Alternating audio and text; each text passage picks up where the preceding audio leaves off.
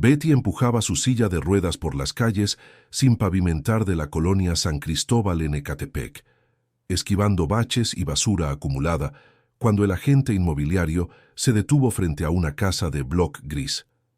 120,000 pesos, dijo don Ruperto limpiándose el sudor de la frente.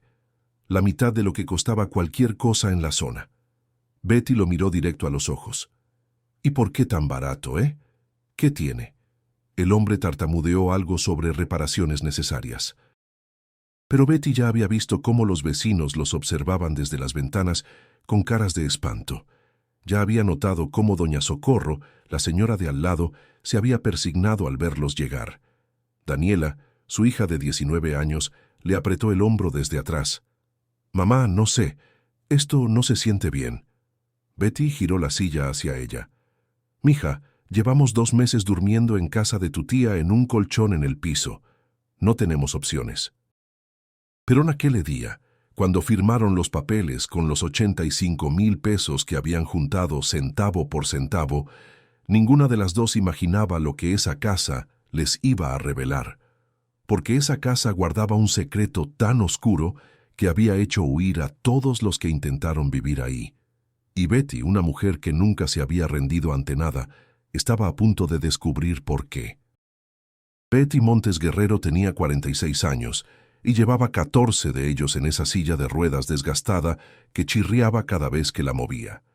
El accidente había sido en el periférico, un camión con frenos mal conservados que se estrelló contra el microbús donde ella viajaba de regreso del trabajo. Tenía 32 años entonces. 2 operaciones fallidas después, los doctores le dijeron que nunca volvería a caminar. Su esposo Javier la cuidó durante años, trabajando doble turno en una fábrica de plásticos, mientras ella hacía lo que podía desde casa, bordados que vendía a una señora del mercado. Pero hace 2 años Javier murió. Diabetes complicada. No había dinero para tratamiento adecuado. Betty lo vio deteriorarse semana tras semana, sus manos temblando cada vez más, su vista nublándose, su cuerpo consumiéndose, hasta que una madrugada de diciembre simplemente no despertó. Betty lo encontró frío a su lado. Gritó hasta que los vecinos vinieron. Daniela tenía 17. De un día para otro se convirtió en el sostén de la casa, dejó la preparatoria a mitad del año y entró a trabajar en una maquiladora de ropa mientras estudiaba enfermería en la escuela nocturna. Betty odiaba verla llegar a las 11 de la noche con los ojos rojos de cansancio. Odiaba saber que su hija había perdido su juventud cuidándola. Pero Daniela nunca se quejaba. Nunca la hizo sentir como una carga, aunque Betty se sentía así todos los días. El cuartito que rentaban costaba 3,000 pesos al mes, y con la pensión mínima de invalidez de Betty de 1,800 pesos y el sueldo de Daniela de 4,000 apenas les alcanzaba para comer. Frijoles, arroz, tortillas, huevo cuando había suerte. Cuando el dueño subió la renta a 4,000, porque así nomás porque podía, tuvieron que irse. No había forma de pagar.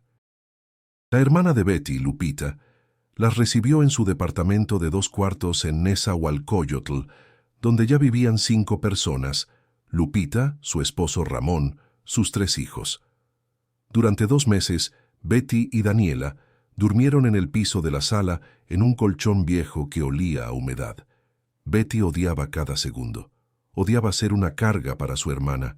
Odiaba escuchar las discusiones entre Lupita y Ramón sobre el espacio, el gasto del agua, la comida que no alcanzaba, la incomodidad de no tener privacidad. Ramón nunca les dijo nada directamente, pero Betty escuchaba sus quejas en voz baja cuando creía que ella no oía. «Pinche Lupita, ya llevamos 2 meses con ellas aquí».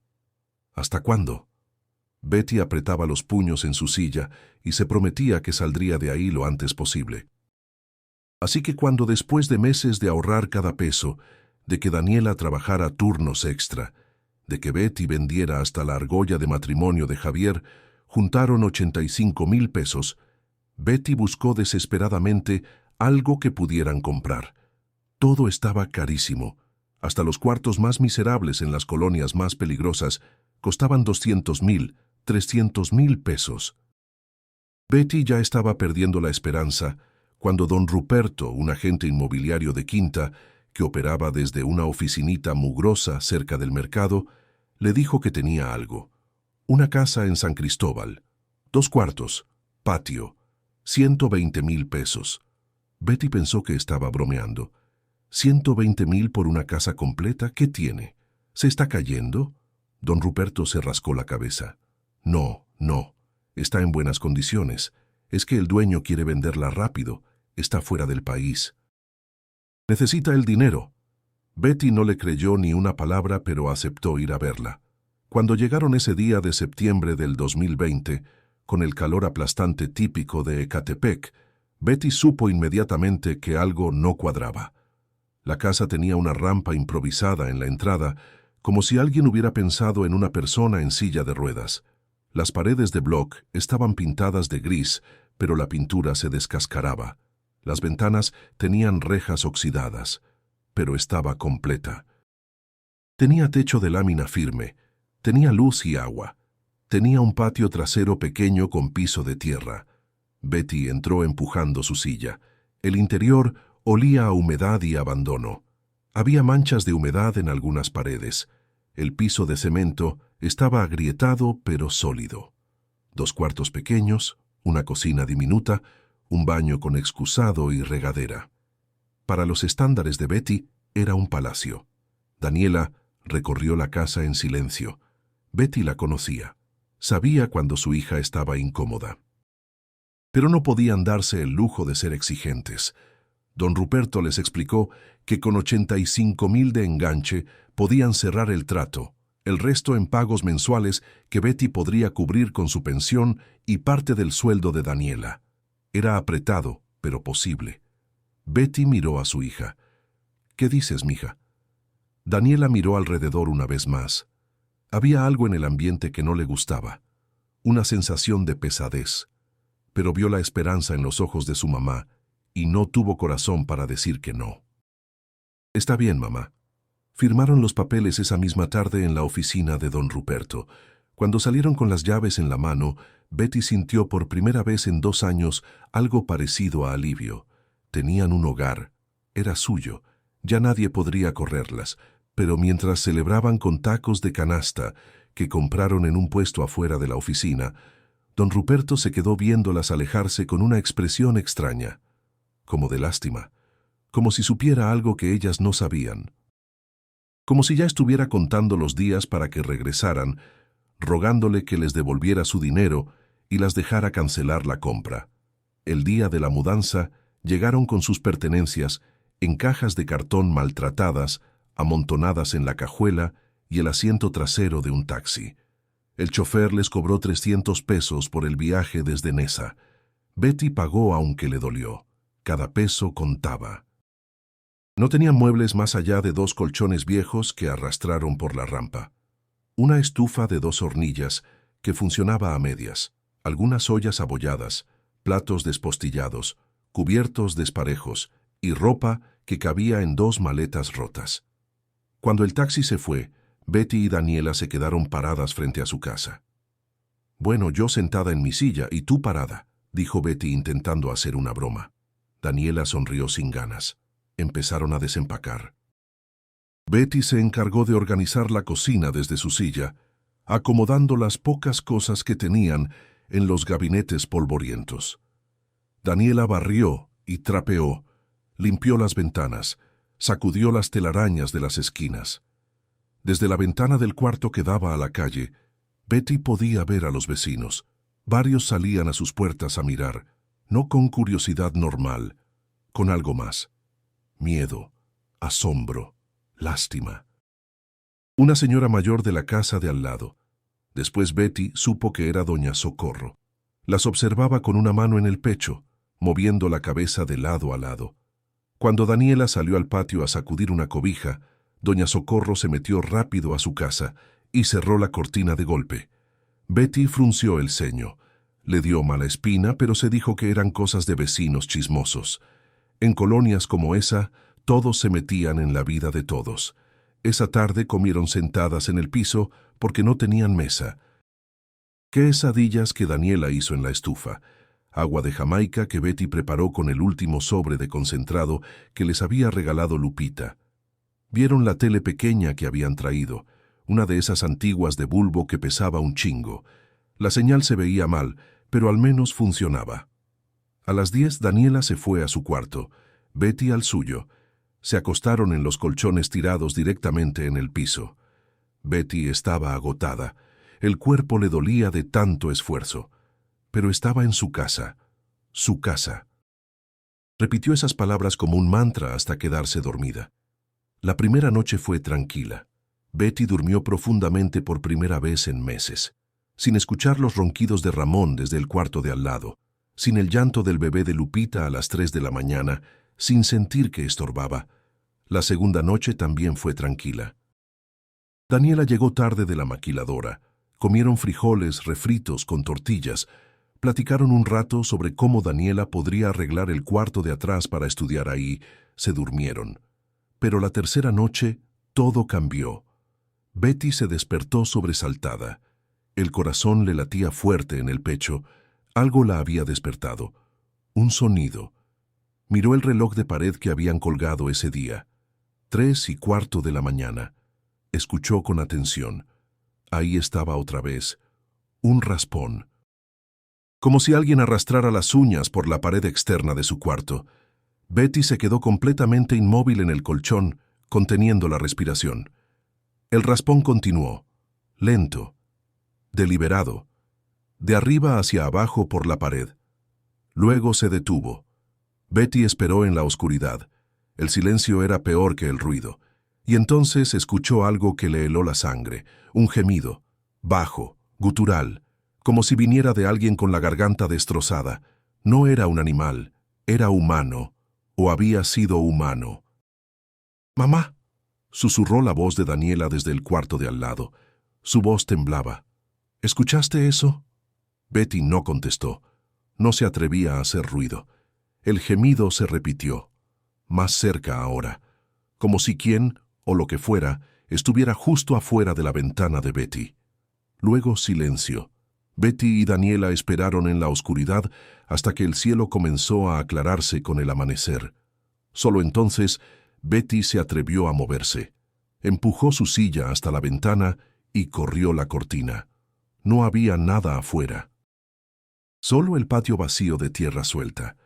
A la mañana siguiente, con la luz del día haciendo que todo pareciera menos aterrador, Daniela salió a revisar. Betty se quedó junto a la puerta observándola. Daniela caminó alrededor de la casa buscando marcas en las paredes. No encontró nada, ni rasguños, ni huellas, nada. «Serán gatos», dijo Betty sin mucha convicción. «Esta colonia está llena de gatos callejeros, o ratas. La casa estuvo abandonada mucho tiempo, seguro hay ratas en el techo». Daniela la miró con escepticismo, pero no dijo nada. Ambas querían creer que había una explicación lógica. Tenían que creerlo. No podían permitirse pensar lo contrario. Porque si la casa tenía algo malo, si había algo que las había hecho tan baratas, entonces habían perdido todos sus ahorros en un lugar donde no podrían vivir. Y no había plan B. No había a dónde ir. Pero esa explicación racional no alcanzó para lo que vino después. 3 días después del incidente de los raspones, Betty se despertó temprano porque necesitaba ir al baño. Empujó su silla desde su cuarto hacia la sala para llegar al baño. Se detuvo en seco. Su silla de ruedas, la otra que tenían de respaldo, estaba volteada de lado en medio de la sala. Betty siempre la dejaba plegada junto a la pared del cuarto. Siempre. Era su rutina. «Daniela», gritó. Su hija salió corriendo de su cuarto con el cabello revuelto, asustada. «¿Qué pasó?». Betty señaló la silla volteada. «¿Tú moviste eso?». Daniela la miró confundida. «No». «¿Por qué lo haría?». Betty sintió un escalofrío. Entonces, ¿quién? Las dos se miraron en silencio. No había nadie más en la casa. Las puertas y ventanas estaban cerradas con llave. Nadie había entrado. Daniela levantó la silla y la volvió a plegar contra la pared. «Tal vez se cayó sola», dijo sin convicción. Estaba mal recargada. Betty no dijo nada, pero ambas sabían que eso no tenía sentido. Una semana después de eso, Betty estaba en la cocina preparando agua de limón cuando sintió un olor, fuerte, penetrante, que le llegó de golpe como una bofetada. Tierra mojada mezclada con algo metálico y dulzón, como sangre vieja, podrida. Betty hizo una mueca de asco y empezó a buscar. Revisó el bote de basura. Nada. Abrió el refrigerador pensando que algo se había echado a perder. Nada. Buscó debajo del fregadero. Nada. El olor era tan fuerte que le daba náuseas, pero no podía encontrar la fuente.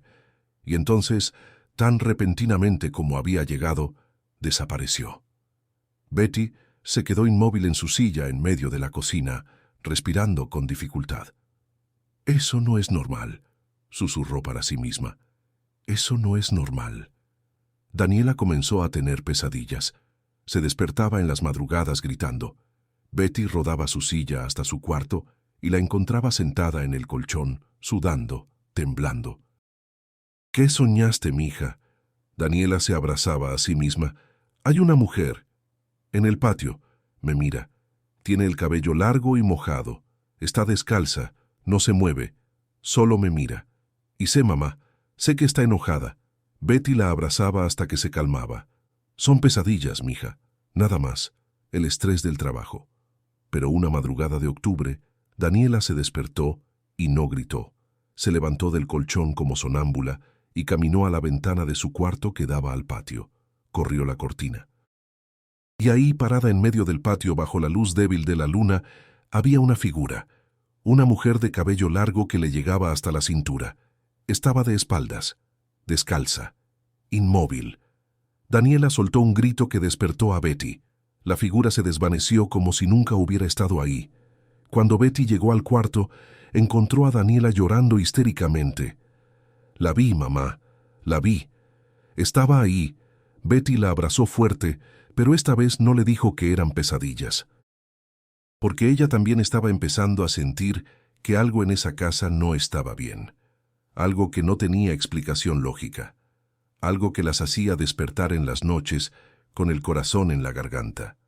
Algo que hacía que la casa se sintiera pesada, opresiva, como si las paredes mismas estuvieran impregnadas de tristeza y rabia.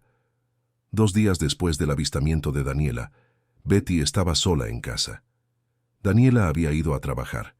Era mediodía, luz plena del sol entrando por las ventanas. Betty estaba en su cuarto doblando ropa cuando escuchó pasos claros, inconfundibles, caminando por la sala. Betty se quedó helada. Daniela no había regresado. Estaba sola, completamente sola. Los pasos continuaron. Caminaban lentamente de la sala hacia el cuarto trasero que usaban como bodega. Betty agarró su celular con manos temblorosas. «¿Quién está ahí?» Su voz salió más débil de lo que pretendía. Los pasos se detuvieron. Silencio absoluto. Betty respiró hondo y empujó su silla hacia la sala. Revisó. No había nadie. La puerta seguía cerrada con llave desde adentro. Las ventanas cerradas. Nadie. Pero cuando se asomó al cuarto trasero, las cajas que tenían apiladas contra la pared estaban movidas. Y en la pared del fondo, justo donde antes no había nada, había manchas. Manchas rojas. Como humedad, pero rojas. Como sangre. Betty se acercó temblando. Tocó una con el dedo. Estaba húmeda. Se llevó el dedo a la nariz. Olía a óxido. A metal. A sangre. Betty salió del cuarto lo más rápido que pudo empujando su silla. Cerró la puerta. Se fue a la sala y esperó ahí, con el celular en la mano, hasta que Daniela regresó 5 horas después. Cuando Daniela vio las manchas, se puso pálida. «Mamá, nos tenemos que ir». Betty negó con la cabeza, aunque por dentro sentía el mismo terror que su hija. «No podemos, mija. No tenemos a dónde ir». Daniela empezó a llorar. «No me importa. Volvemos con tía Lupita. Nos vamos a un albergue». «A donde sea, pero no podemos quedarnos aquí. Esta casa está mal, mamá. Algo muy malo pasó aquí». Betty lo sabía. En el fondo lo había sabido desde el primer día, desde que vio las caras de los vecinos, desde que doña Socorro se había persignado. Esa noche intentaron limpiar las manchas con cloro. Daniela talló con todas sus fuerzas, mientras Betty le alcanzaba trapos y más cloro. Las manchas se aclararon, pero no desaparecieron del todo. A la mañana siguiente, las manchas habían desaparecido completamente. Pero esa noche reaparecieron en otro lugar, en la pared opuesta del mismo cuarto, más grandes, más rojas, como si alguien o algo estuviera tratando de decirles algo, como si las paredes mismas estuvieran llorando sangre. Daniela estaba al borde de un colapso. No dormía, apenas comía. En el trabajo se distraía tanto que su supervisora la llamó la atención 2 veces. Betty tampoco dormía bien. Pasaba las noches sentada en su silla, con todas las luces prendidas, esperando el siguiente fenómeno: los raspones, los gemidos, los pasos, las manchas. ¿Qué seguía? Betty tomó una decisión. Si iban a quedarse en esa casa y no tenían otra opción, necesitaban saber qué estaba pasando. Necesitaban respuestas. Los vecinos las evitaban activamente. Cuando Betty salía a la tiendita de la esquina, las conversaciones se detenían. La gente la miraba de reojo. La señora que vendía tortillas le daba el cambio sin mirarla a los ojos, como si tuviera miedo de hacer contacto visual. El señor de la papelería se persignaba discretamente cuando las veía pasar. Nadie les hablaba. Era como si las hubieran marcado, como si vivir en esa casa las convirtiera en intocables, hasta que una tarde Betty decidió que ya era suficiente. Vio a doña Socorro barriendo su banqueta. La mujer intentó meterse rápido a su casa cuando vio que Betty se acercaba, pero Betty aceleró su silla y la alcanzó justo antes de que cerrara la puerta. Doña Socorro, por favor, necesito que me diga qué pasa con mi casa. La señora mayor, de unos 70 años con el cabello completamente blanco y las manos nudosas de artritis, negó con la cabeza. No puedo, mijita. Déjeme en paz. Betty bloqueó la puerta con su silla. No me voy hasta que me diga. ¿Por qué todos nos ven así? ¿Por qué la casa estaba tan barata? ¿Qué le pasó ahí? Doña Socorro miró alrededor nerviosamente, como si temiera que alguien la escuchara. Suspiró profundo. Su cara se llenó de una tristeza antigua. Está bien, pero no diga que no se lo advertí. Entraron a la casa de doña Socorro. La señora le sirvió a Betty un vaso de agua y se sentó en una silla vieja frente a ella. Mija, nadie debió venderles esa casa. Es una maldad. Esa casa, bajó la voz hasta convertirla en un susurro, es un cementerio. Betty sintió como si alguien le hubiera echado agua helada por la espalda. ¿Qué? Doña Socorro asintió tristemente. Hace unos años, entre el 2015 y el 2017, hubo un hombre que vivía ahí. Le decían el Jaguar. Era narcotraficante. De los pesados. Controlaba varias colonias de por aquí. Vendía droga, cobraba piso, hacía de todo. Pero lo peor que hacía, era llevarse mujeres. Betty sintió que se le revolvía el estómago. ¿Llevarse? Doña Socorro tenía lágrimas en los ojos. Muchachas jóvenes, trabajadoras sexuales de la central de autobuses, migrantes centroamericanas que pasaban por aquí, chavas de colonias pobres que andaban solas en la noche. Se las llevaba a esa casa, y ahí las mataba. Betty se llevó una mano a la boca. Dios mío, doña Socorro continuó, fueron 7. 7 que se sepa, tal vez más. Los cuerpos nunca los encontraron. Bueno, encontraron partes de uno en un basurero en Chimalhuacán, pero los demás nada. La gente decía que los enterró en el patio de la casa, que los puso en tambos de ácido, que los quemó. Nadie sabe con seguridad. Pero esas muchachas desaparecieron y nunca volvieron a aparecer. Betty sentía que se iba a desmayar. ¿Y la policía? ¿Los judiciales? No hicieron nada. Doña Socorro soltó una risa amarga, sin humor. ¿La policía? Mija, la mitad de los judiciales de Ecatepec le trabajaban a ese cabrón. Lo protegían.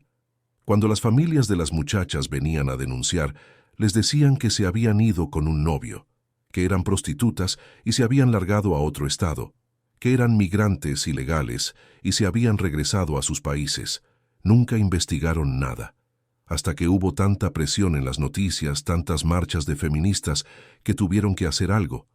Vinieron a catear la casa, encontraron rastros de sangre, ropa de mujer. Pero el jaguar ya se había ido. Huyó. Nunca lo agarraron. La casa quedó abandonada. Y desde entonces todos los que han intentado vivir ahí no aguantan más de unas semanas. Escuchan cosas, ven cosas, sienten cosas. Las muchachas no descansan. ¿Cómo van a descansar si nadie sabe dónde están? Si nadie les dio sepultura, si sus familias todavía las buscan.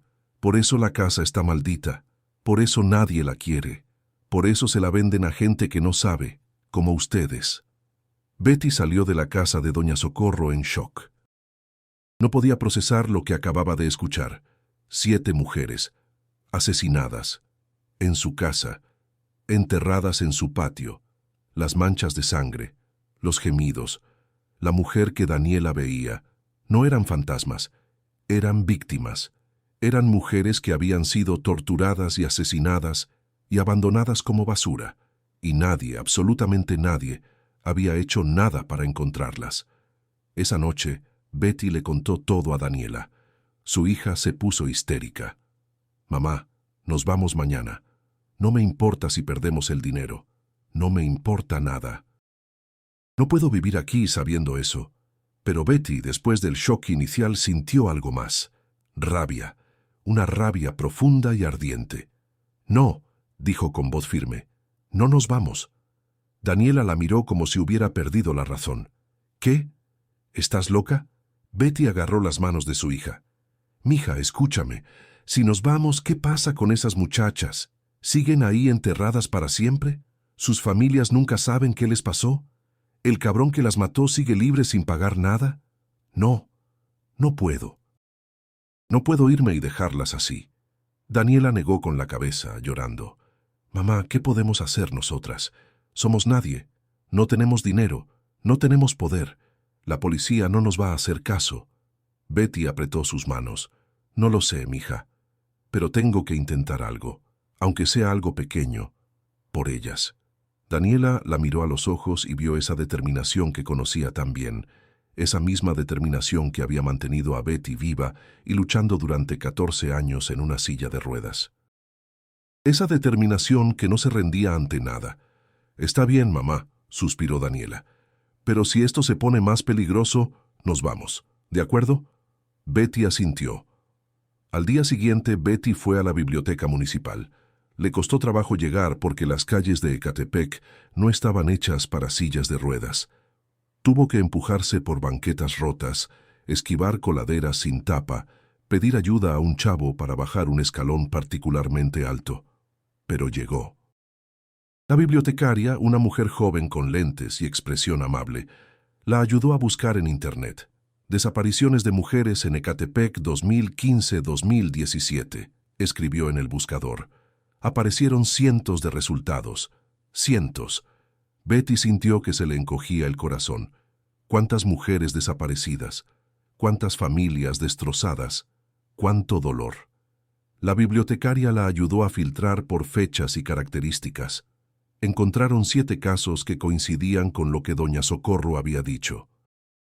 Karen Montoya, 19 años, trabajadora sexual, desaparecida en marzo de 2015 cerca de la central de autobuses. Su mamá había dado entrevistas rogando información. Jessica Hernández, 23 años, migrante salvadoreña que trabajaba en una fonda, desaparecida en julio de 2015.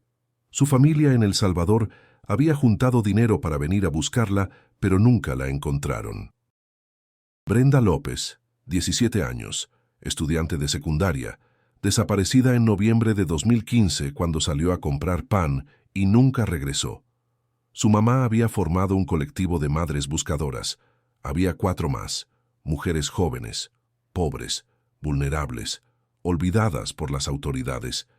Betty imprimió todo lo que pudo con los 30 pesos que llevaba. Fotos de las muchachas sonriendo en tiempos más felices, artículos de periódico, reportes de organizaciones de derechos humanos. Salió de la biblioteca con un folder lleno de papeles y una determinación renovada.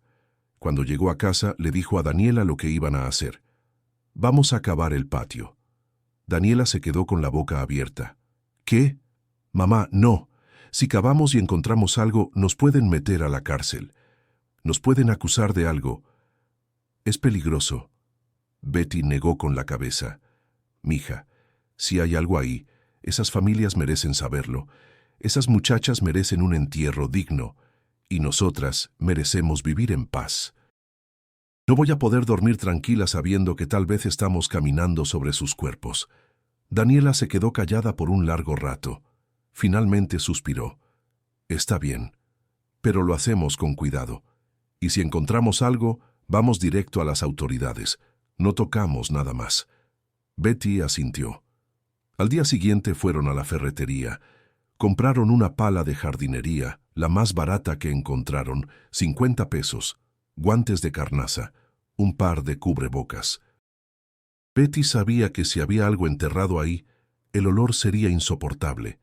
Esperaron a que cayera la noche para empezar. No querían que los vecinos las vieran y empezaran a hacer preguntas, o peor, que llamaran a la policía.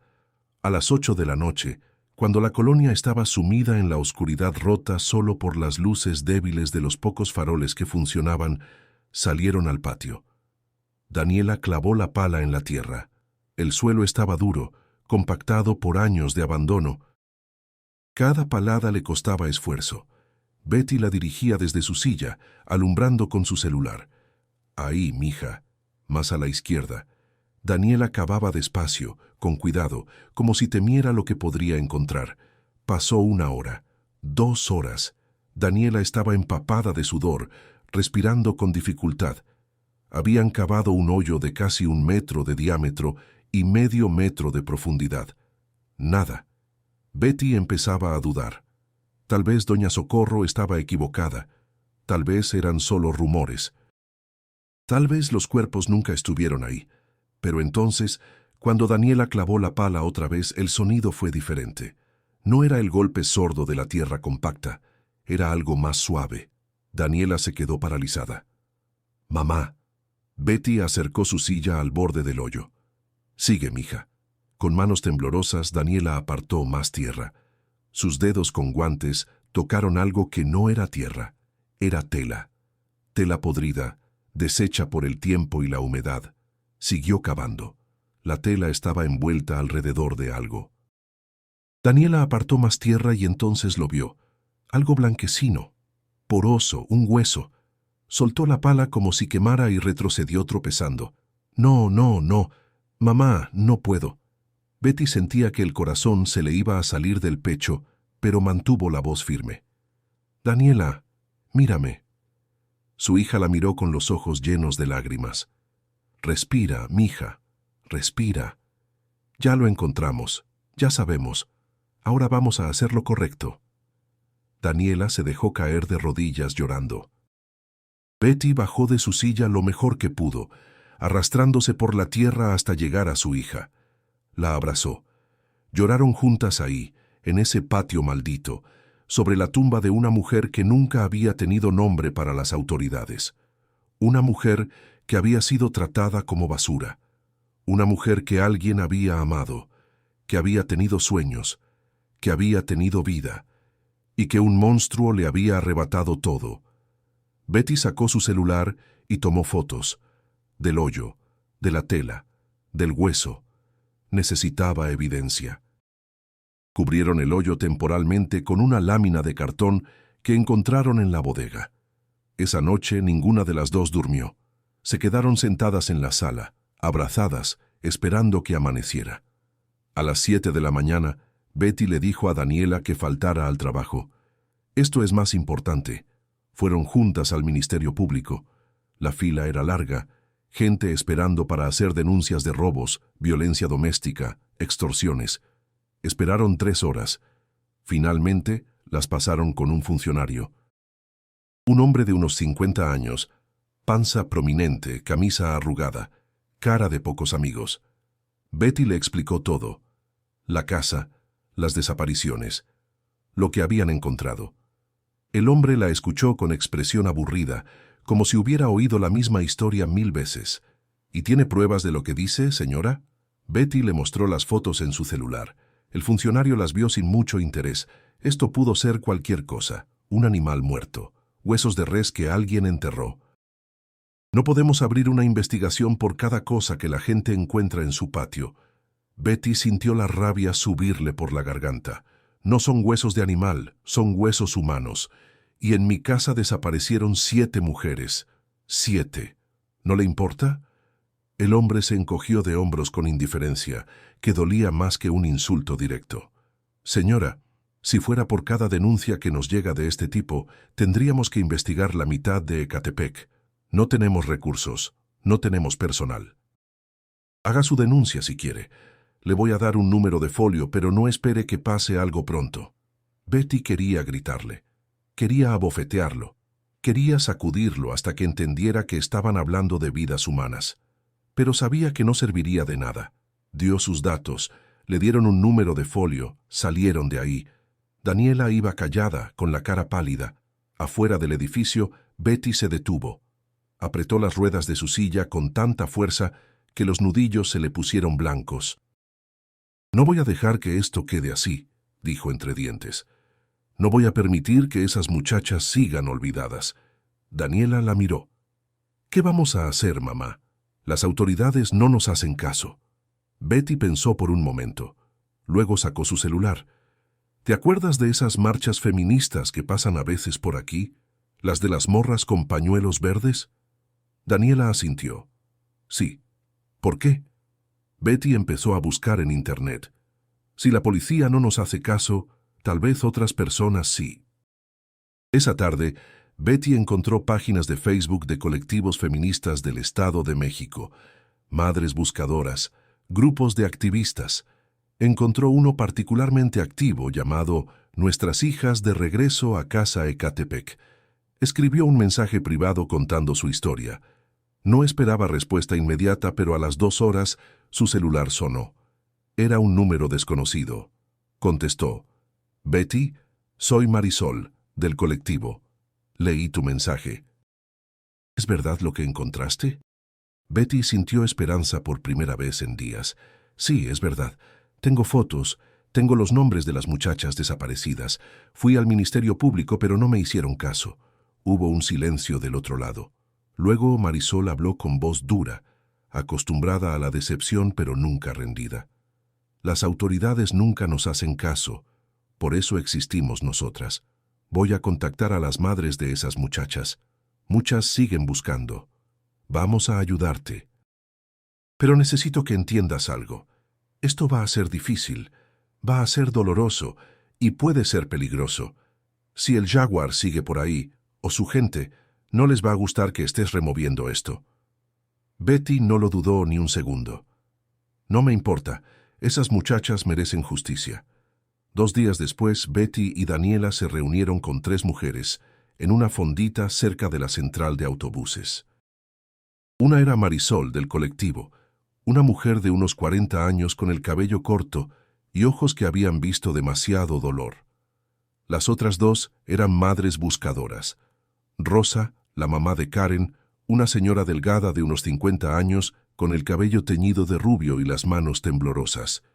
Y Esperanza, la mamá de Brenda, una mujer más joven, de unos 40, con la cara marcada por el llanto de años. Cuando Betty les contó lo que había encontrado, cuando les mostró las fotos, cuando les dijo la dirección exacta de la casa, Rosa se llevó las manos a la cara y empezó a llorar. 7 años, susurró.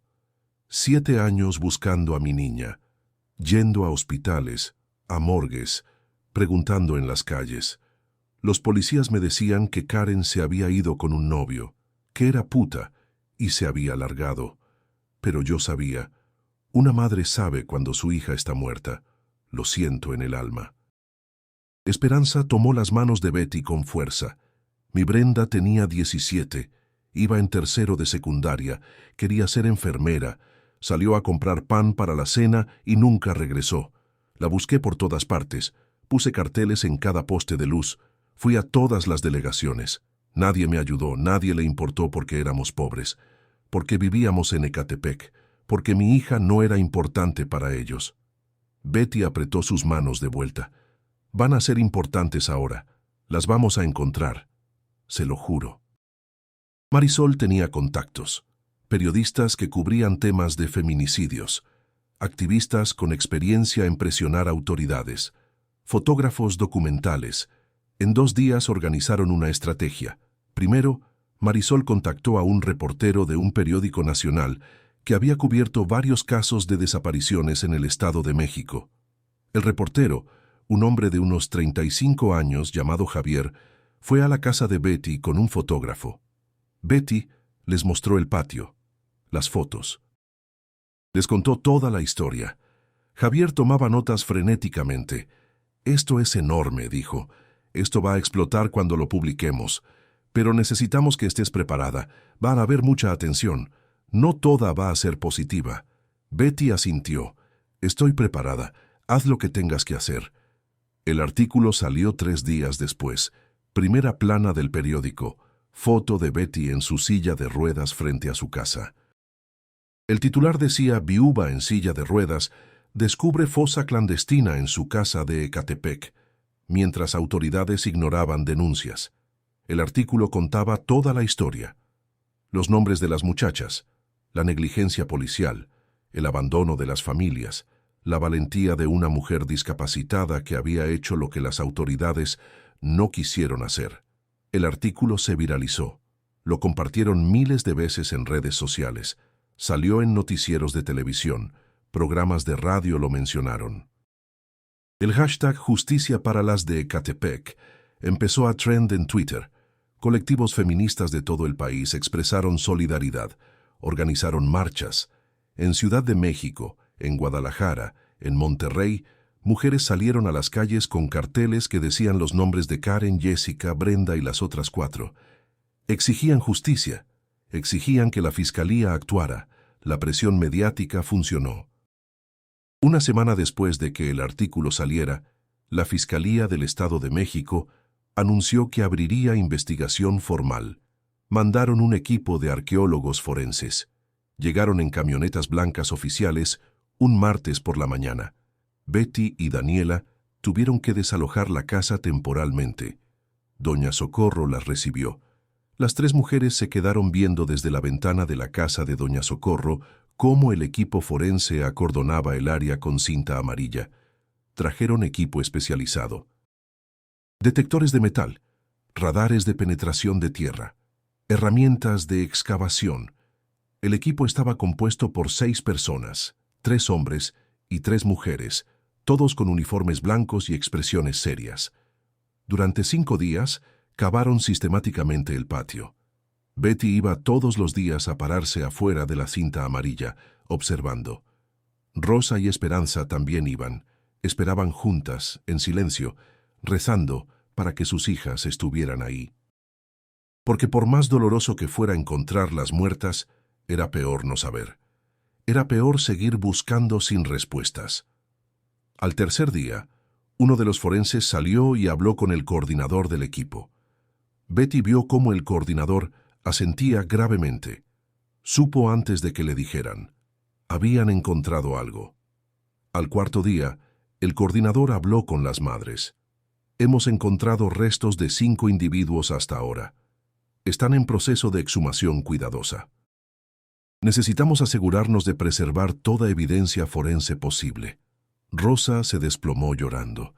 Esperanza se abrazó a Betty. Betty se mantuvo fuerte porque alguien tenía que hacerlo. Los restos fueron enviados a laboratorios especializados para análisis de ADN. El proceso, les dijeron, podría tardar semanas o meses. Mientras tanto, Betty y Daniela no podían regresar a la casa. Era escena del crimen. Doña Socorro insistió en que se quedaran con ella. Durmieron en su sala, pero esta vez Betty no se sentía como carga. Doña Socorro las trataba con respeto, con admiración casi. «Usted es muy valiente, mijita», le decía a Betty. «Muy valiente». Los días pasaron lentos. Betty daba entrevistas a medios, Participaba en programas de radio hablando sobre la negligencia de las autoridades. Se volvió, sin quererlo, en una figura pública. La mujer en silla de ruedas que había hecho lo que la policía no hizo. Recibía mensajes de apoyo de todo el país. Pero también recibía amenazas. Mensajes anónimos en Facebook diciéndole que se callara, que dejara las cosas como estaban, que si seguía hablando, iba a terminar como las muchachas que había encontrado. Betty guardaba las capturas de pantalla de todas las amenazas y las enviaba a Marisol, quien las documentaba. Daniela estaba asustada. «Mamá, nos están amenazando. Tal vez deberíamos parar». Betty negó con la cabeza. «Si paramos ahora, ganan ellos, y las muchachas quedan olvidadas otra vez». «No voy a permitirlo». Marisol le consiguió protección temporal. Un par de activistas del colectivo se turnaban para acompañarlas cuando salían. No era seguridad profesional, pero era algo. 6 semanas después de la exhumación, llegaron los resultados del ADN. Betty estaba con Rosa y Esperanza en la oficina de la fiscalía, cuando el funcionario, diferente al que las había ignorado la primera vez, les dio la noticia. De los 5 restos encontrados, 3 han sido identificados positivamente. El hombre abrió una carpeta. Karen Montoya, 19 años, desaparecida en marzo de 2015. Rosa comenzó a sollozar. Por fin puedo enterrar a mi niña. Por fin sé dónde estuvo. Brenda López, 17 años, desaparecida en noviembre de 2015. Esperanza cerró los ojos, lágrimas rodando por sus mejillas. Descansa, mija. Ya puedes descansar. Y Jessica Hernández, 23 años, desaparecida en julio de 2015. Su familia en El Salvador había sido contactada. Vendrían a recoger sus restos. Los otros 2 restos seguían sin identificar. Eran mujeres jóvenes, entre 20 y 30 años según los análisis, pero no había coincidencias en las bases de datos de ADN. Eran las olvidadas de las olvidadas. Mujeres tan invisibles que ni siquiera sus familias las habían reportado como desaparecidas. O tal vez sus familias ni siquiera sabían que estaban muertas. Tal vez seguían esperando que regresaran algún día. Betty lloró por esas 2 mujeres sin nombre, tanto como por las identificadas. Los funerales fueron devastadores y hermosos al mismo tiempo. 3 ataúdes blancos, flores por todas partes. Cientos de personas asistieron. Activistas, periodistas, gente común que había seguido la historia. Betty estuvo en los 3 funerales, en su silla de ruedas, en primera fila. Las familias la abrazaban entre lágrimas. «Usted nos devolvió a nuestras hijas», le decía Rosa. «Tal vez no vivas, pero al menos podemos enterrarlas con dignidad. Usted hizo lo que nadie más quiso hacer». Después de los funerales, Betty y Daniela pudieron regresar a su casa. El patio había sido recimentado por el gobierno del estado como parte de una obligación legal. Ya no había tierra suelta, solo cemento gris. Pero eso no era suficiente para Betty. Contactó a Marisol y juntas organizaron algo más. Con ayuda de voluntarios del colectivo feminista y de vecinos de la colonia que ya no las veían con miedo, sino con respeto, pintaron un mural enorme en toda la fachada de la casa. Tardaron una semana.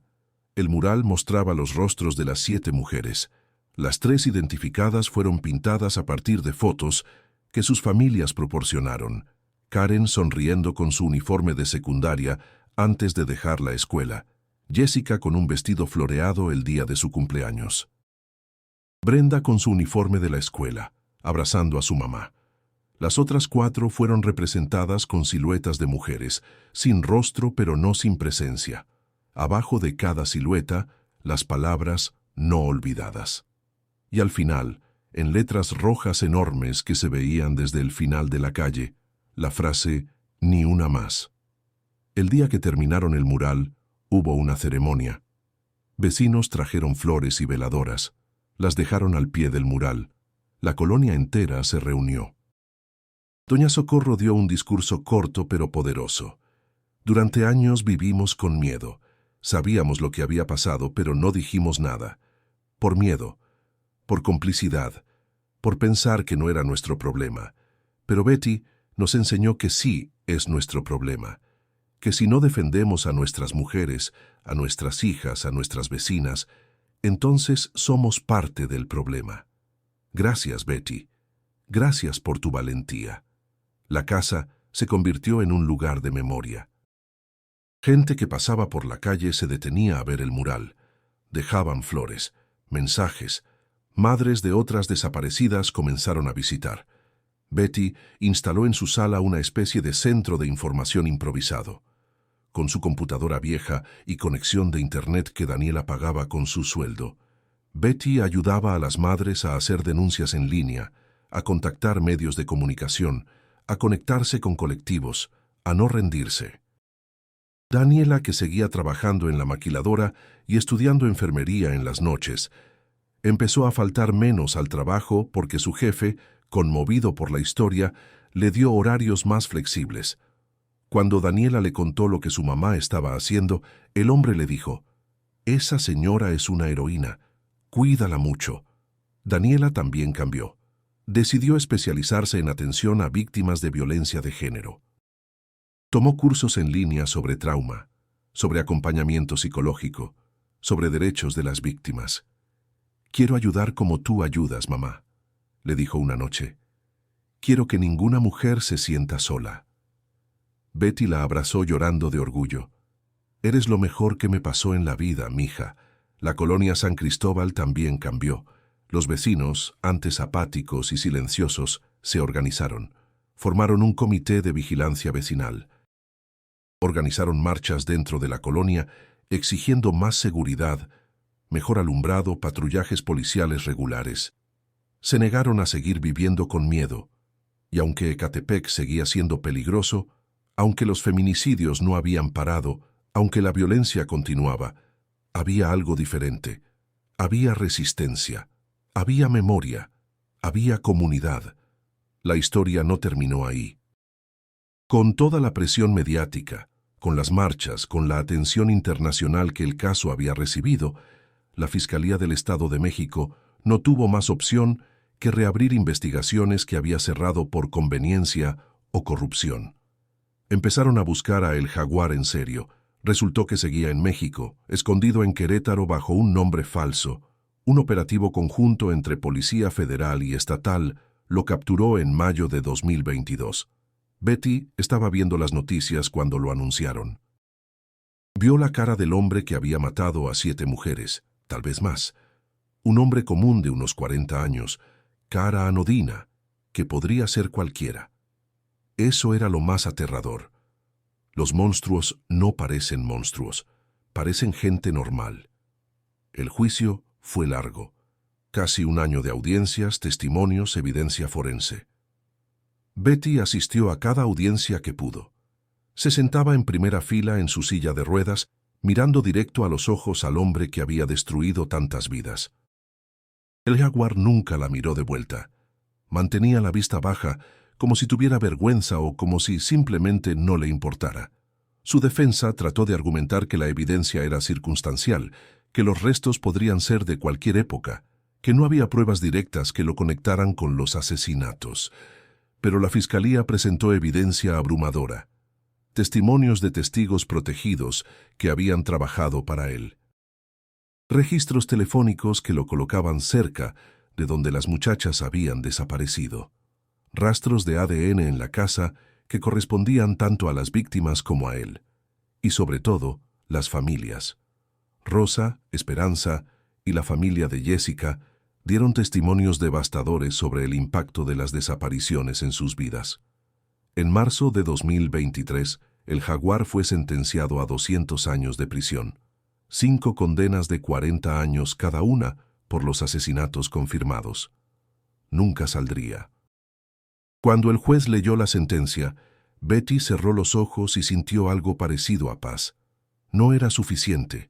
Nada devolvería a esas muchachas. Nada borraría el dolor de sus familias. Pero era algo. Era justicia, aunque tardía y parcial. Afuera del juzgado, los medios rodearon a Betty. Le metieron micrófonos en la cara. Cámaras la enfocaban desde todos los ángulos. ¿Cómo se siente, señora Betty? ¿Qué mensaje tiene para otras familias? Betty respiró hondo. Me siento aliviada de que ese hombre no pueda hacerle daño a nadie más. Pero también me siento triste porque esto no debió haber llegado tan lejos. Las autoridades pudieron haberlo detenido hace años. Pudieron haber salvado a algunas de estas muchachas. Pero no les importó porque eran pobres, porque eran trabajadoras sexuales, porque eran migrantes, porque sus vidas no valían nada para ellos. Mi mensaje para otras familias es que no se rindan, que sigan buscando, que exijan respuestas.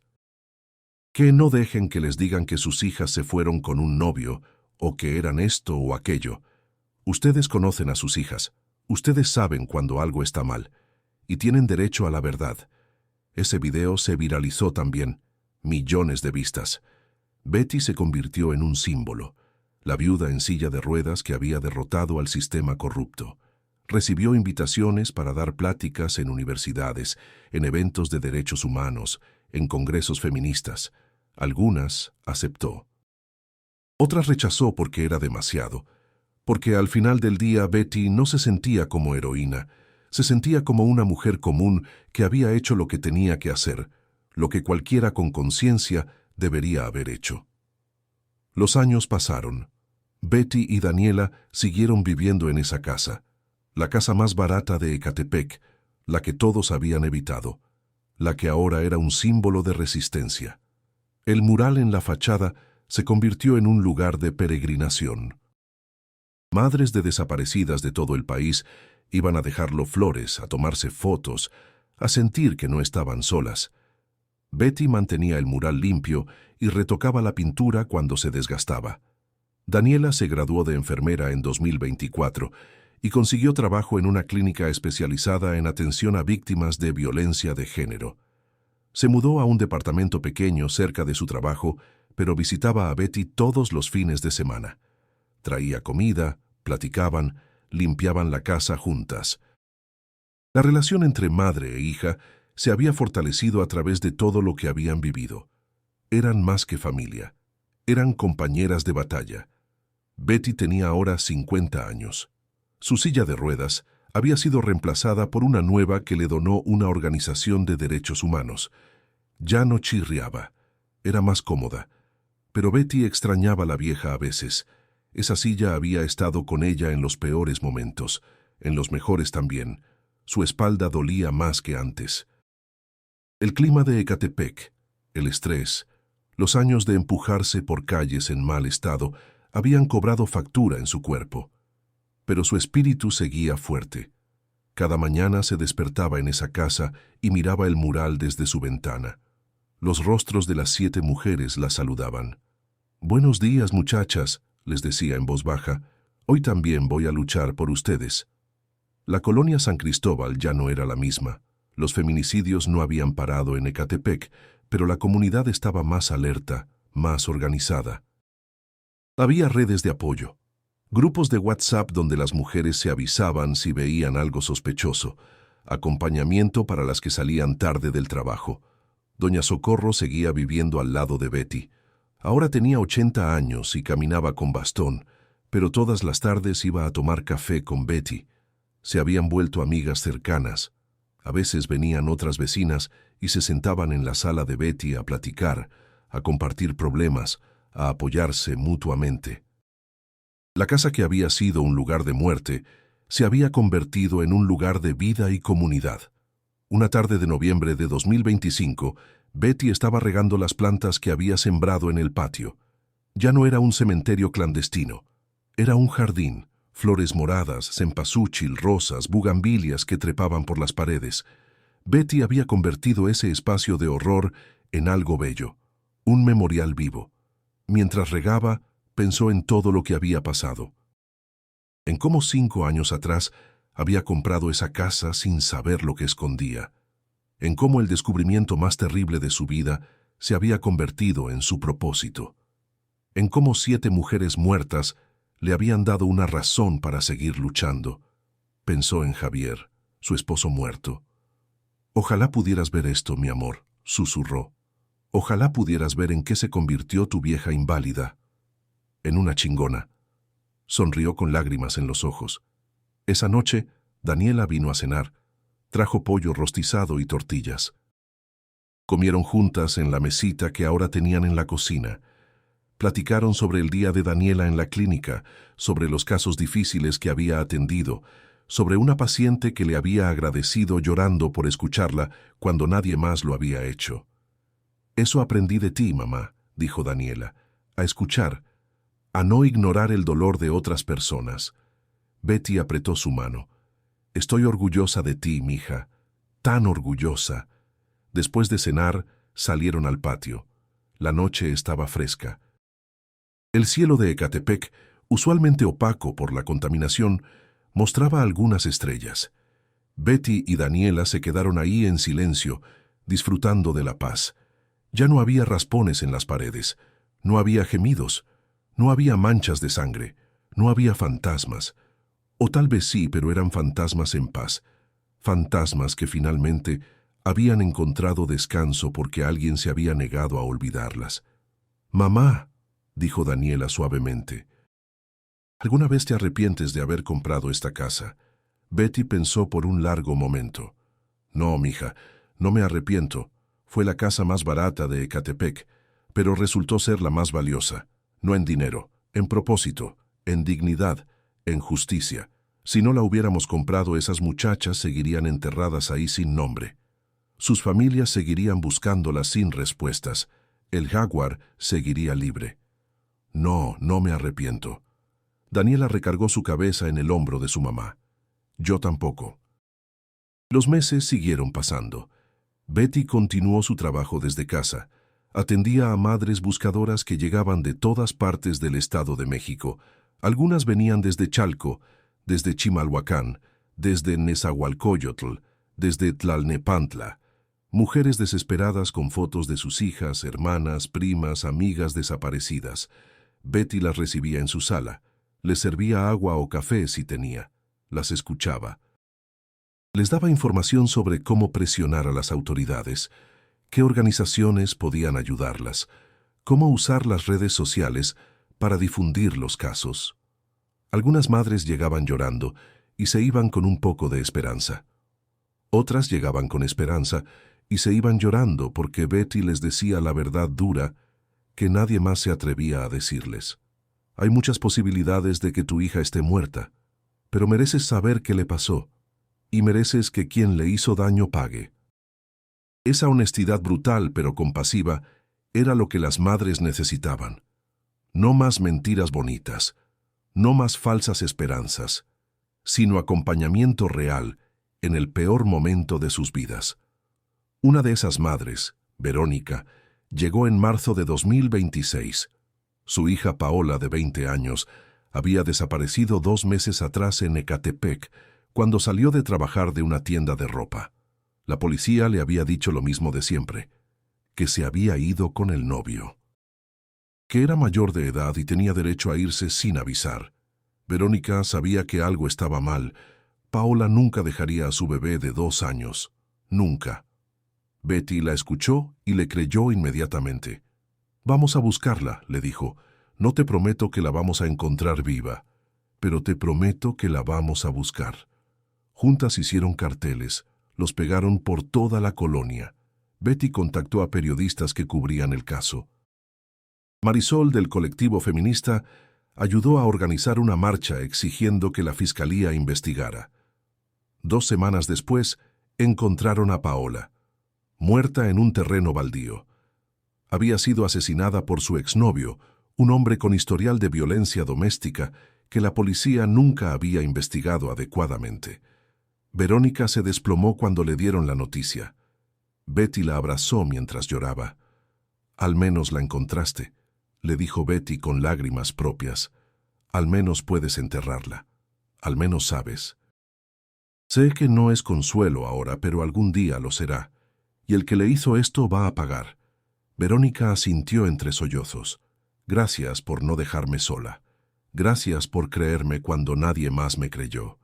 Casos como el de Verónica se repetían. Betty se convirtió sin querer en una figura central en la lucha contra los feminicidios en el Estado de México. Pero el costo personal era alto. Las amenazas continuaban. Mensajes anónimos diciéndole que iba a terminar como las muchachas que había encontrado. Llamadas en las madrugadas donde nadie hablaba, pero Betty escuchaba respiración pesada del otro lado. Una vez encontraron una corona fúnebre en su puerta con una nota que decía: «Las entrometidas terminan mal». Betty reportó todo a las autoridades, pero sabía que no harían mucho. La protección que le habían prometido nunca se materializó de verdad. Había un patrullaje ocasional por su calle, pero nada más. Daniela estaba aterrorizada. «Mamá, tienen que darte protección real. No puedes seguir así». Pero Betty se negaba a detenerse. «Si me amenazan es porque les estoy doliendo, porque están asustados, y eso significa que vamos por buen camino». Una noche de julio, Betty escuchó ruidos afuera de su casa. Eran las 2 de la mañana. Alguien estaba intentando forzar la reja de la ventana. Betty agarró su celular y llamó al número de emergencias. También gritó lo más fuerte que pudo: «¡Auxilio! Me están intentando entrar a la casa». Doña Socorro escuchó y salió de su casa gritando también. Otros vecinos prendieron luces. Salieron a sus puertas. El ruido hizo que quien estuviera afuera huyera. Cuando llegó la patrulla 20 minutos después, ya no había nadie. Pero el mensaje estaba claro. No era seguro que Betty siguiera ahí. Marisol y otros activistas presionaron a las autoridades. Finalmente le asignaron a Betty 2 elementos de protección. No eran guardaespaldas profesionales, pero al menos había presencia policial regular frente a su casa. Era algo. Betty celebró su cumpleaños 51 en noviembre de 2026. Daniela organizó una fiesta pequeña en la casa. Invitaron a Doña Socorro, a Marisol, a Rosa y Esperanza, a algunas vecinas, a madres buscadoras que se habían vuelto amigas. Comieron pastel, tomaron refresco, platicaron, rieron. Por un momento, Betty olvidó el peso de todo lo que cargaba. Solo era una mujer celebrando otro año de vida, rodeada de gente que la quería. Cuando apagó las velas del pastel, cerró los ojos y pidió un deseo: que todas las desaparecidas sean encontradas, que todas las familias tengan respuestas, que ninguna mujer más tenga que pasar por esto. Sabía que era un deseo imposible, pero lo pidió de todas formas. Esa noche, después de que todos se fueron, Betty se quedó sentada en su patio mirando las estrellas. Pensó en los 5 años que habían pasado desde que compró esa casa, en todo lo que había cambiado, en todas las vidas que había tocado, en todas las madres que había acompañado, en la justicia que había logrado para 7 mujeres que el sistema había olvidado. No había sido fácil. Había momentos donde quería rendirse, donde el dolor era demasiado, donde las amenazas la asustaban tanto que consideraba mudarse lejos, cambiar de identidad, desaparecer ella misma. Pero no podía, porque había demasiadas mujeres contando con ella, demasiadas familias que necesitaban a alguien que las escuchara, demasiadas muchachas muertas que merecían ser recordadas. En enero de 2027, Betty recibió una llamada inesperada. Era de una organización internacional de derechos humanos. Querían darle un reconocimiento por su labor en la defensa de víctimas de feminicidio. La ceremonia sería en Ciudad de México, en un hotel elegante, con autoridades y diplomáticos. Betty casi se ríe. «Yo no voy a esos lugares», le dijo a la coordinadora que llamó. «Yo no encajo ahí». Pero la mujer insistió. «Su historia necesita ser escuchada. Usted necesita ser reconocida». Finalmente Betty aceptó. Daniela la acompañó. Fue la primera vez que Betty salía de Ecatepec en años. El hotel era lujoso, intimidante, gente con trajes caros y vestidos elegantes. Betty llegó en su silla de ruedas con su ropa más decente, unos pantalones negros y una blusa bordada que Daniela le había regalado en Navidad. Se sentía fuera de lugar. Pero cuando subió al estrado a recibir su reconocimiento, cuando el presentador contó su historia, cuando el auditorio completo se puso de pie y aplaudió durante 5 minutos, Betty sintió algo que no había sentido en mucho tiempo. Validación. No porque necesitara que gente rica la aplaudiera, sino porque significaba que la historia de esas 7 mujeres había trascendido, que no habían sido olvidadas, que su muerte no había sido en vano. En su discurso de aceptación, Betty fue directa como siempre. No merezco este reconocimiento. Las que lo merecen son Karen, Jessica, Brenda y las 4 muchachas sin nombre que encontramos en mi patio. Ellas son las que deberían estar aquí, pero no pueden, porque un sistema corrupto y una sociedad indiferente permitieron que las asesinaran y las tiraran como basura. Yo solo hice lo que cualquier persona decente debería hacer, lo que las autoridades debieron hacer desde el principio. Este reconocimiento no es para mí, es para todas las madres buscadoras, para todas las mujeres que se niegan a olvidar, para todas las que exigen justicia, aunque el mundo les diga que se callen. El auditorio quedó en silencio. Luego aplaudieron de nuevo, más fuerte. Betty bajó del estrado con su placa de reconocimiento y pensó Javier, ojalá me vieras ahora. Los años siguientes fueron más de lo mismo, más casos, más madres, más dolor, pero también más justicia, más mujeres encontradas, más asesinos capturados. Betty se volvió experta en navegar el sistema. Sabía exactamente qué autoridades presionar, qué medios contactar, qué organizaciones podían ayudar en cada caso específico. Su sala parecía oficina. Tenía carpetas organizadas con casos activos, una pizarra donde escribía nombres y fechas. Su computadora vieja fue reemplazada por una más nueva que le donaron. Daniela le enseñó a usar redes sociales más efectivamente. Betty aprendió a hacer hilos en Twitter, a escribir posts en Facebook que se volvían virales, a usar Instagram para difundir fotos de desaparecidas. Se volvió una activista digital a los 50 y tantos años. A veces se reía de sí misma. ¿Quién me iba a decir que yo iba a terminar siendo influencer?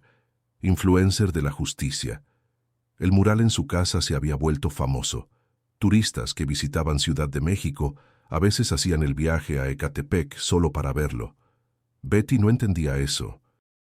Venir a ver un mural de mujeres asesinadas como si fuera atracción turística, pero Marisol le explicó que era importante, porque mantiene la conversación viva, porque cada persona que ve ese mural sale con la historia en la cabeza.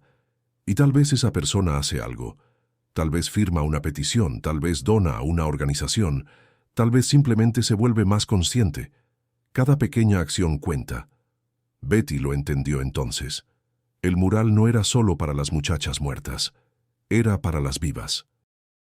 Para recordarles que tenían que cuidarse entre ellas, que tenían que exigir mejor de su sociedad, que no podían permitir que esto siguiera pasando.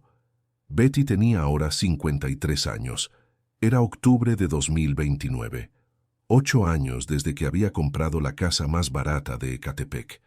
8 años de lucha constante. Su cuerpo estaba cansado. Los dolores de espalda eran peores.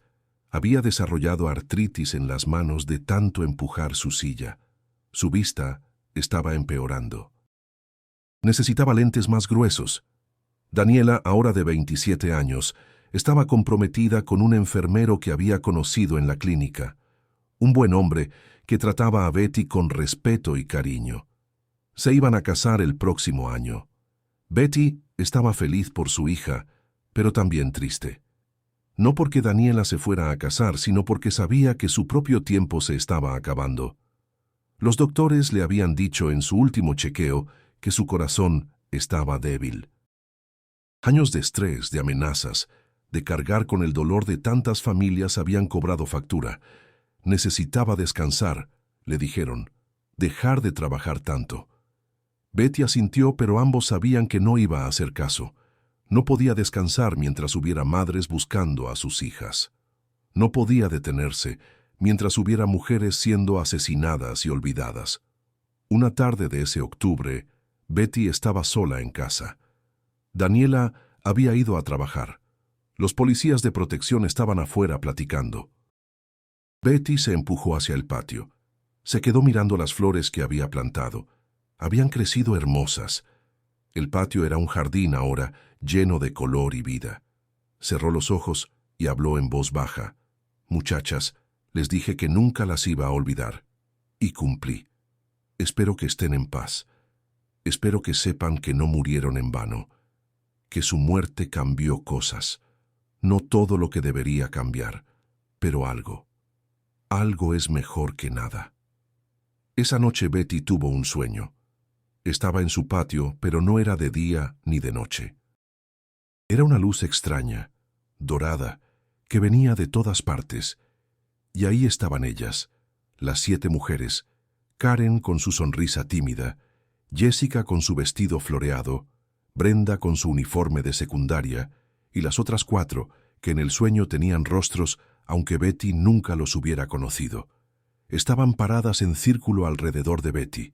No se veían aterradoras ni tristes, se veían en paz. Karen se acercó y puso una mano en el hombro de Betty. «Gracias», le dijo simplemente.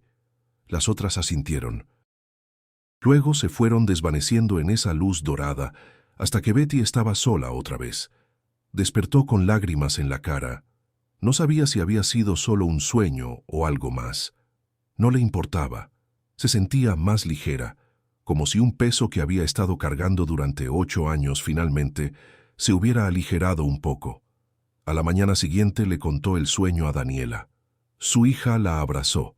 «Creo que te están diciendo que ya cumpliste, mamá, que ya hiciste suficiente, que puedes descansar». Betty negó con la cabeza suavemente. «Todavía no, mija. Todavía hay mucho que hacer, pero algún día podré descansar». Los meses siguientes Betty trabajó con la misma intensidad de siempre, pero había algo diferente en ella, una tranquilidad que antes no tenía, como si finalmente hubiera hecho las paces con lo que le había tocado vivir, con el accidente que la dejó en silla de ruedas, con la muerte de Javier, con haber comprado la casa más maldita de Ecatepec. Todo había tenido un propósito. Todo la había llevado exactamente donde necesitaba estar, para encontrar a esas 7 mujeres, para darles justicia, para ayudar a cientos de familias después. Nada había sido casualidad, todo había sido necesario. En diciembre de 2029, la colonia San Cristóbal organizó una posada comunitaria, la primera en años. Antes la gente tenía miedo de reunirse, de hacer ruido, de llamar la atención. Pero ahora había un sentido de comunidad que no existía antes, y decidieron que la posada se haría frente al mural, frente a la casa de Betty. Trajeron ponche, tamales, buñuelos, piñatas para los niños, música, villancicos. Betty salió de su casa y se encontró con toda la colonia reunida ahí. Cientos de personas, vecinos que la habían evitado al principio y ahora la trataban como familia. Niños corriendo y riendo, familias compartiendo comida. Doña Socorro, ahora de 84 años y más frágil pero con el espíritu intacto, se acercó a Betty. «Mira lo que lograste, mijita. Nos devolviste la comunidad. Nos recordaste que juntos somos más fuertes». Betty miró alrededor con lágrimas en los ojos. «Esto no lo hice yo sola, lo hicimos todos. Ustedes decidieron dejar el miedo. Ustedes decidieron organizarse. Yo solo fui el empujón inicial. La fiesta duró hasta tarde». Betty se quedó ahí en su silla de ruedas, rodeada de gente que cantaba y reía, y pensó que esos eran los momentos por los que valía la pena todo. No los reconocimientos ni las entrevistas, sino esto: comunidad, solidaridad, esperanza. Cuando todos se fueron y Betty entró a su casa, se quedó un momento en la puerta mirando el mural iluminado por la luz de los faroles. «Buenas noches, muchachas», susurró. «Gracias por traerme aquí. Gracias por darme un propósito. Descansen bien». Y cerró la puerta sabiendo que al día siguiente habría más trabajo, más madres que ayudar, más casos que seguir, más justicia que buscar, porque la lucha nunca terminaba. Pero ella tampoco se rendiría. Nunca. Si esta historia te tocó el corazón, si crees que las desaparecidas merecen justicia, suscríbete al canal y compártela. Hay miles de Bettys en México, mujeres comunes haciendo cosas extraordinarias. Hay miles de madres buscadoras que necesitan ser escuchadas. que hay miles de mujeres que siguen desapareciendo cada año. No podemos seguir ignorándolas, no podemos seguir olvidándolas. Como Betty demostró, una sola persona puede cambiar todo. Una sola persona que se niegue a callar. Una sola persona que diga basta. Esa persona podría ser tú.